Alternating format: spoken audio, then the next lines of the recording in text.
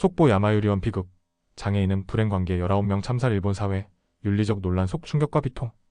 2016년 7월 26일 새벽, 가나가와 현사가미하라시. 2016년 7월 26일 새벽, 일본 가나가와 현사가미하라시에 위치한 장애인 시설 츠쿠이 야마유리원에서 일본 전후 최악의 대량 살인사건이 발생했습니다.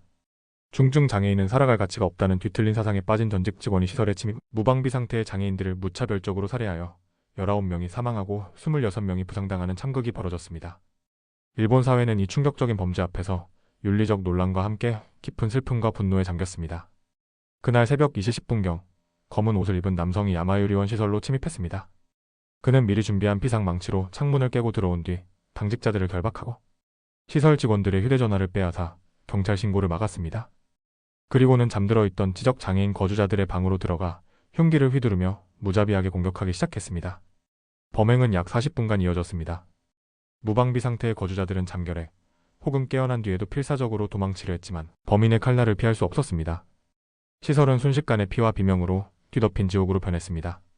끔찍한 살육을 벌인 범인 우에마스 사토시, 당시 26세는 범행 직후 자수했습니다. 그는 경찰에 체포되면서도 장애인은 불행만 초래하니 차라리 죽이는 것이 좋다고 생각했다. 내가 일본을 바꿀 수 있다는 등 궤변을 늘어놓아 경악을 금치 못하게 했습니다.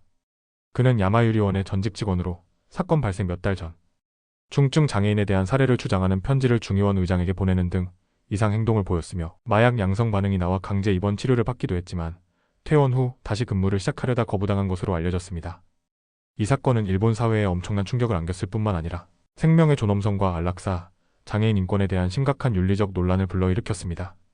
범인이 자신의 범행 동기를 명확히 밝히고 이를 사명으로 여겼다는 점에서 단순히 정신 이상자의 범행으로 치부할 수 없는 사회적 배경에 대한 깊은 성찰이 요구되었습니다. 사건 이후 일본 정부는 장애인 시설의 보안 강화와 정신질환자의 관리 시스템 재정비를 추진했습니다. 야마유리원 살인사건은 일본 사회의 소수자, 특히 장애인에 대한 인식을 되돌아보고 그들의 삶의 가치를 존중해야 한다는 뼈아픈 교훈을 남겼습니다. 우에마스 사토시는 사형 선고를 받고 현재 수감 중입니다.